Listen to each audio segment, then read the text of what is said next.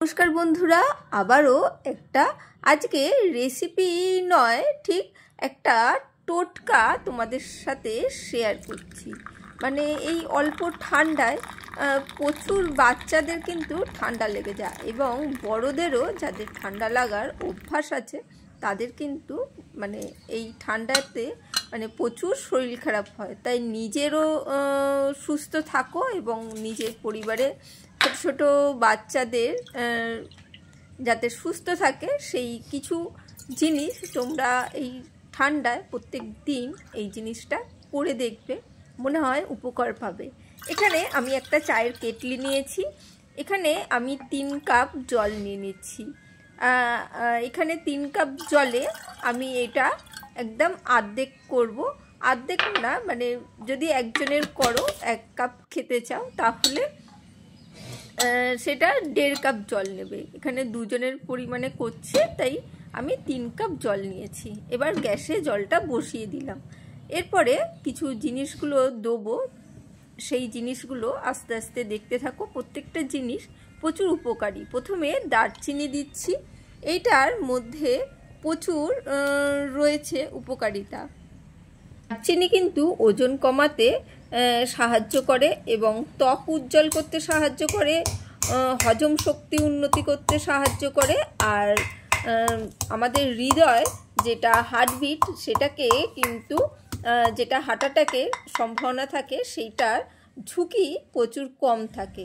আর এর সাথে নিয়েছি এলাচ, এগুলো সব থেতো করে নিয়েছি, এলাচ দারচিনি সেইগুলোকে দিয়ে দিচ্ছি। এলাচের উপকারিতা তোমাদের বলে দিই। এলাচের একটা সুগন্ধ রয়েছে যেটা মুখের দুর্গন্ধ দূর করতে সাহায্য করে, শ্বাসকষ্ট বা কাশি থেকে মুক্তি করে। আর দারচিনিতেও কিন্তু কাশি হলে কিন্তু মধু দিয়ে দারচিনি খেলে প্রচুর উপকারী। আর লবঙ্গের কথা আর কি বলি, লবঙ্গ কিন্তু দাঁতের ব্যথা থেকে শুরু করে সর্দি কাশিতে প্রচুর উপকারী দেয়। আর লিভারে কোনো সংক্রান্ত কোনো কিছু থাকলে সেইটাও কিন্তু উন্নত করে, মানে কার্যকারী করে। সেই জন্যে লবঙ্গ কিন্তু অবশ্যই ব্যবহার করবে। আর এখানে আমি নিয়ে নিয়েছি আদা আর কাঁচা হলুদ। আদাটাকে অর্ধেক থেতো করে নিয়েছি আর কাঁচা হলুদটাকেও থেতো করে নিচ্ছি। আদা তো আমরা জানি ঠান্ডা লাগলে কাশি হলে এগুলোই মানে আদা যদি আমরা চিবিয়ে খাই সেটা কাশি হলে কিন্তু খুব কাজ করে। তাই ঠান্ডা লাগাতে কিন্তু কাশি হলে আদাটা খুব কাজ করে, আদাটা অবশ্যই ব্যবহার করবে। আর ব্যথা কোনো উপশম থাকলে সেইটাও কিন্তু আমাদের শরীরে দূর করে। আর কাঁচা হলুদের অ্যান্টিসেপটিভ গুণাগুণ প্রচুর, এটা রোগ প্রতিরোধ ক্ষমতা কিন্তু বাড়িয়ে তোলে। তাই কাঁচা হলুদটা অবশ্যই ব্যবহার করবে।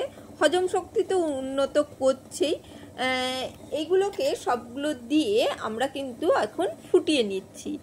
আর এর সাথে দিচ্ছি 1 মুঠো লাল তুলসী।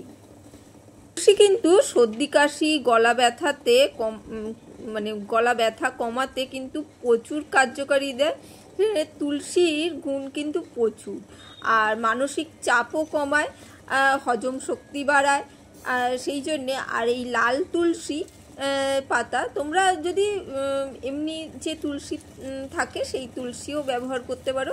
তো লাল তুলসী পাতা যদি হয় তাহলে তুলসী মানে রাম তুলসী যেটাকে বলে সেইটা কিন্তু মানে গলা ব্যথা কমাতে সর্দি কাশি কমাতে প্রচুর কার্যকারী।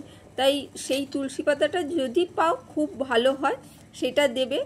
দিয়ে কিছুক্ষণ এখন কিন্তু আমি 2 থেকে 3 মিনিট ভালো করে ফুটিয়ে নেবো, খুব ভালো করে ফুটিয়ে নেবো। আর যে কোনো জিনিসই আমি সপ্তাহে বলি না 7 দিন খাবে, যে কোনো জিনিসই 1 দিন বাদ দিয়ে 6 দিন খাবে, সেটা বেশি উপকারী হয়। কারণ কোনো জিনিসই বেশি খাওয়াটা উচিত নয়, সেই জন্যে আমি সবসময় বলি যে 6 দিন খাবে, একটা দিন বাদ দেবে। আর পুরো ঠান্ডাতে নিজে এবং নিজের সন্তানকে অবশ্যই এই চা তোমরা করে দেবে সকালবেলায়, দেখবে মানে প্রচুর উপকারী পাবে। আর ঠান্ডা লাগা থেকে দূর হবে, সর্দি কাশি গলা ব্যথা এগুলো মানে আসার আগে যদি একটু নির্মূল করা যায় তাহলে কিন্তু সেটা কার্যকরী বেশি হয়। দেখো চাটাকে আমি ছেঁকে নিচ্ছি। এটা 2 কাপ করেছি, এটা ঠিকই, কিন্তু হাফ কাপ আমরা খাবো আর হাফ কাপ মেয়েদের জন্য রেখে দেবো। পুরো 1 কাপ ভর্তি করে যখনই রোজ খাবে সেহেতু পুরো 1 কাপ ভর্তি করে খাওয়ার দরকার নেই, হাফ কাপ মতন খাওয়ার চেষ্টা করবে। আর একদম ছোট বাচ্চা হলে সেটা দেওয়ার চেষ্টা করবে না, একটু বড় বাচ্চা হলে দেবে। একদম ছোট বাচ্চা সেই সব বাচ্চাদের আমি বলবো না দেওয়া উচিত, কিন্তু ওই 8-9 বছরের বাচ্চা থেকে তোমরা দিতেই পারো। আর বেশি দেবে না অবশ্যই। যদি ভালো লাগে রেসিপিটা বা তাহলে অবশ্যই লাইক করো, কমেন্ট করো। আজকের জন্য টাটা, বাই বাই, আবার দেখা হবে অন্য দিন।